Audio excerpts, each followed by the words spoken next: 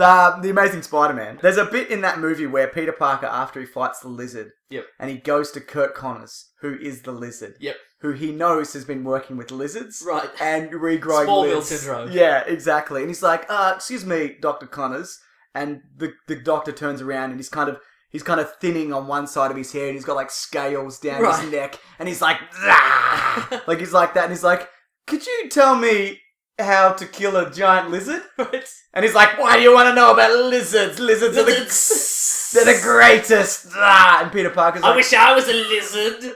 I am a lizard. And Peter Parker's like, okay, that's interesting. All right, makes sense. And then Connors leaves. And then you think, I thought when I saw this, he's twigged. Yeah. Because he's just playing along. Right. But then he looks down and he sees a rat that he was experimenting on, or a mouse, and he sees that it's turned into a half lizard, half rat. And then you see him go, oh my god. And not like the penny dropped. Why did it take that point the penny dropped? So You're supposed to be smart, Peter Parker! Rant over? Yes. Okay, having not seen it, does Kurt Connors' arm, when he becomes human again, does his arm drop off? Yeah, his arm drops off. Okay, right. Maybe that's it. But he's talking about limb regeneration and all this kind of stuff, and you know what it is? It's missing arm. That's the thing. It's like Clark Kent's glasses.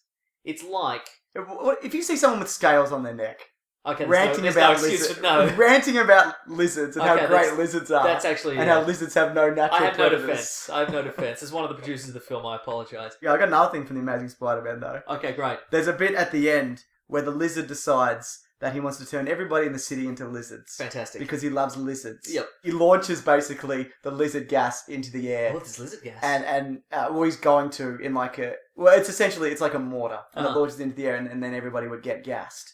Mm-hmm. And because he's like, lizards are the best and everybody should be a lizard. And Peter Parker's like, why does he keep saying this? God, what do you mean, Dr. Connors? And so basically, obviously Peter Parker stops him. It's a terrible plan and whatever. But he's supposed to be an incredibly intelligent man. Being a lizard is not the best. Being a lizard is worse, for one. Also, it has been proven that the lizard gas is not permanent because he keeps reverting back to his human form. So that would have lasted maybe 24 hours.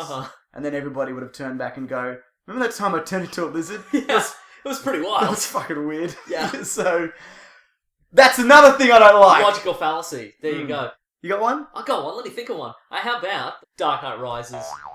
What's the deal with the pit? The one he gets thrown down. Yeah, the pit that he gets thrown down. Yeah. Are there guards up the top? Nah, because he gets out. Where's the food come from? Do people deliver food? That's a really good question. Where's the food?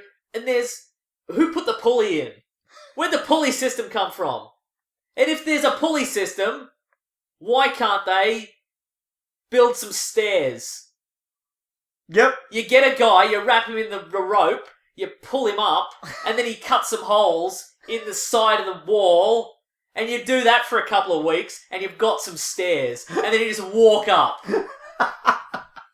And they check, do the guards that deliver the food, do they check the wall every week? And they fill it in with putty if you've been cutting stairs in the wall.